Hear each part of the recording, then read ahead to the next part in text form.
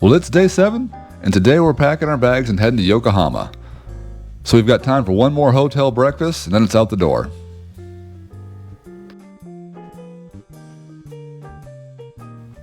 And out there's a luxury train called the Sapphire. That's not the one we're taking, though. We're taking the commuter train, the Takasaki line.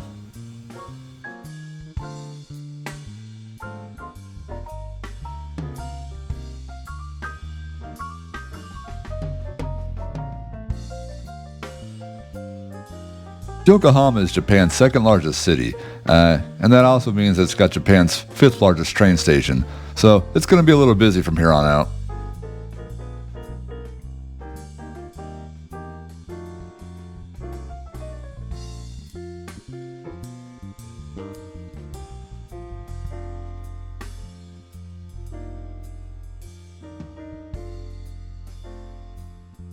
So first thing we did is drop our bags off at the hotel.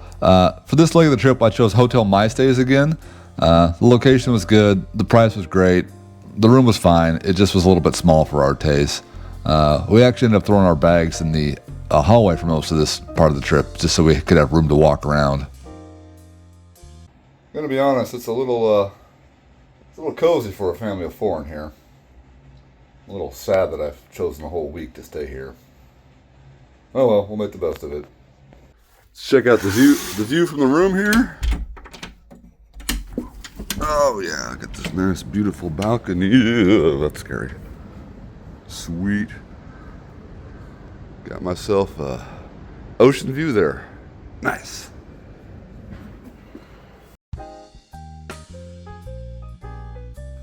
Oh, that is beautiful. Loving it. So I had a long list of things I wanted to do in Yokohama. So first things first, we got on the subway and headed one stop north. We got lost though and ended up stuck in a grocery store, and I had a hard time convincing myself I wanted a yakisoba hot dog. So instead I got a cream bun and this Calpe's water. Cream bun. It's one of my favorites. After that, the first thing on my list was the Nippon Maru. This is a 1930 sailing vessel. They used it to train new cadets on how to sail. The only problem was I didn't check the website first, and well, I guess it's not open on Mondays. Oops. But don't worry, we'll come back a different day and check it out.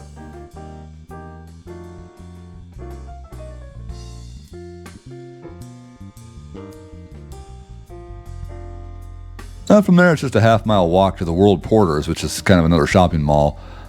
This used to be a railway, but obviously they've decommissioned that. If you look up in the sky there at the gondolas, for about $20 you can save yourself the walk and just enjoy the view instead. So the Red Brick Warehouse is currently used as a boutique shopping mall, and just with lots of little stores in there to check out. But originally it was built back in 1910 to serve as a new customs house for all the new foreign goods that were being brought into the country. Because when Japan opened its ports to the world in the late 1800s, they had a new problem to deal with, which was, of course, customs. And after about 1945, the Allied forces had control of it.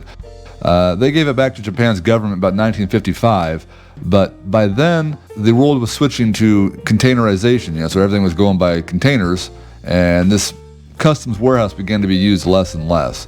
By about 1989, they no longer used this warehouse, and hence how it became a shopping mall.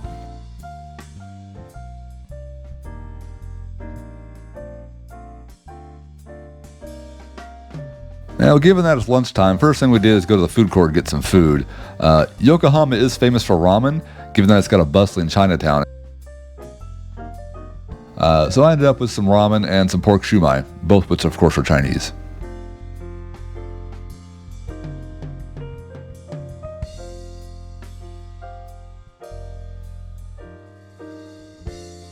So our daughter ended up having some more unagi don, and something we've been having a lot of on this trip now is they give us ochazuke style, which is kind of a summertime way of eating rice. And that means they give you a broth to pour over the rice when you're halfway done to enjoy, kind of like a porridge. And so that can sometimes be dashi, which is a fish broth, or it can be just tea, hence the ochazuke. Ocha means tea. Upstairs we'll just find lots of little boutique shops to check out.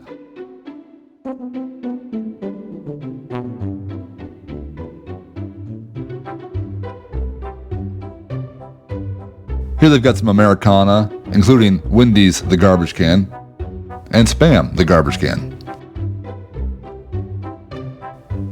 You can also declare yourself Captain Crunch, or a quarter pounder with cheese.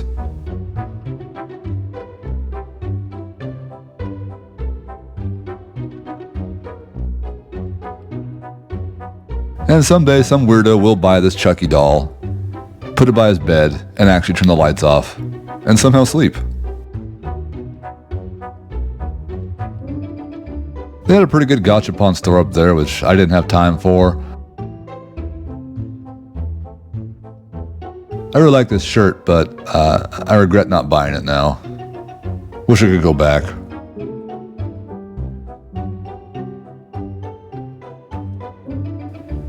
And nearby is the North Korean Spy Ship Museum, which is also closed on Mondays. Oops. And that's where all the tourists get off the boat at, I think. Maybe they get on the boat there. In the second building, you'll find more of the same. We went over there for coffee.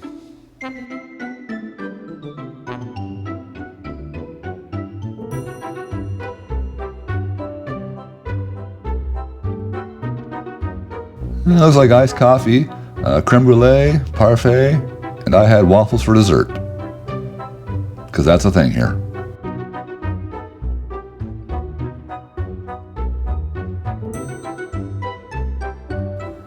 After waiting 2 more hours for the girls to finish shopping, we went to the World Porters next door and checked out that mall. Gotta have more shopping. Craft beer, charcoal pizza, and coffee is a little more my style. You could say I'm an American holic. Tamagotchi is still around here, if you remember that from the 90s. You know, those little pets you gotta keep alive on a keychain? You can also find everything Minecraft. And here's an entire store dedicated to Rubik's Cubes, which, don't they only make one Rubik's Cube? Kinda confused. And this has got to be the largest gachapon store I think I've ever seen.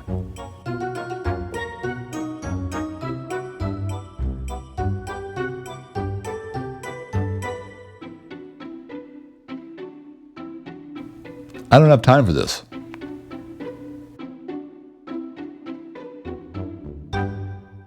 And believe it or not, that wasn't even half of it. Upstairs is a pop-up Pokemon store where they're all sleeping for some reason. And there's a trick art museum if you've ever done one of those. They're kind of fun. I waited outside.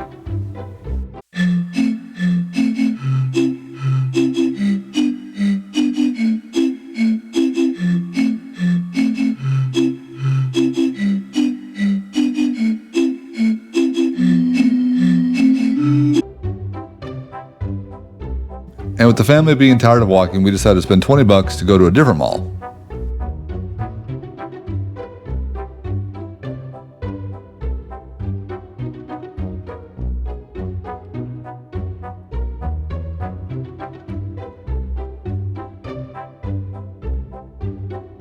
Mostly just to check out the Pokemon store. We didn't get anything.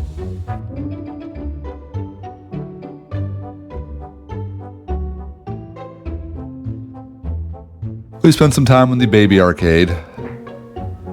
Apparently you can drive a bus, which picks up panda bears.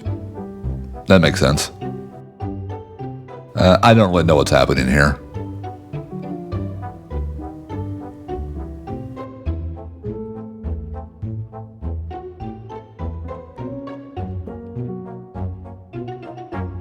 And with dinner time getting close, we decided to browse this Sakura Yokusho, some kind of retro alleyway.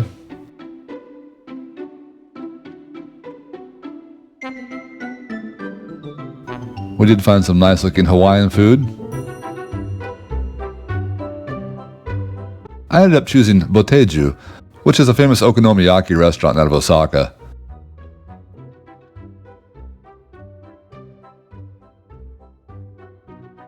I ended up choosing half Okonomiyaki and half yakisoba. It was actually one of the best meals I had in Japan. I don't know why. I just don't think you can get it this good back in the United States. And what is okonomiyaki? Well, it's kind of like a pancake omelet. They take a lot of ingredients, literally whatever you like, which is what okonomi means, whatever you like, grilled. And so they take things like noodles, they take meats, bacon, sausage, pork, and they'll just grill it in the middle. Some restaurants allow you to make it yourself. This time I just chose to have the chefs make it for me. It was brought to my table. Molto onegaishimasu. I'd like some more, please. Dang it, I could have had Sizzler. So when I started this trip, I had an eSIM I rented for my cell phone off of Soccer Mobile. I was taking a gamble that would be compatible with my phone, but never confirmed that it would. And in the end, my phone's locked, and I didn't want to unlock it. So anyways, Soccer Mobile, that's who I've gone with. We've used them before, and they've always been great for us. And with an eSIM, you pay for the insurance. It's like $5. And if you're not compatible, they will send you just a replacement pocket Wi-Fi. So they forwarded this to my last hotel. It was waiting for me there. So after a week of having no Wi-Fi, I now have Wi-Fi in service. Before, we were just using my wife's pocket Wi-Fi. So now we have two Wi-Fis. That helps because using the Line app, I use, that's like Japan's version of WhatsApp or whatever, but it lets you talk, make phone calls and text without paying for a service, as long as you have a Wi-Fi connection. And so this lets me and my wife call each other while we're in Japan. And then using just basically a Wi-Fi call, we can call people back in the U.S. for free. We just can't receive calls without it being on the Line app. But I'm not trying to have anybody get a hold of me anyway, so that works for me. It's also invaluable, too, because you're going to want to have internet service here because it gives you access to Google Translate and Google Maps. Both of those are invaluable services on modern travels to Japan because back in the early 2000s, all we had was just paper maps. Usually I had to print them off before I even left the country, and it was just a terrible way to get around. But this makes life a heck of a lot easier over here. So highly recommend you get a pocket Wi-Fi that's pretty cheap if you have a long stay. It's like maybe $100 a month. And the value it brings you will be absolutely priceless. So definitely get a pocket Wi-Fi if you plan to travel to Japan. Yeah, turn the dang AC on. Golden rule in Japan is if you don't know how it works, just push every button until it does. Until something works. All right, look at that. We got something. Maybe. Anyways. Well, that's it for day 7. Day 8's coming, and we're taking the kids over to Hamjin Science Center. Let them play for a little bit, and then we'll head to Kamakura, which is a famous surfing town and also home to the great giant Buddha statue.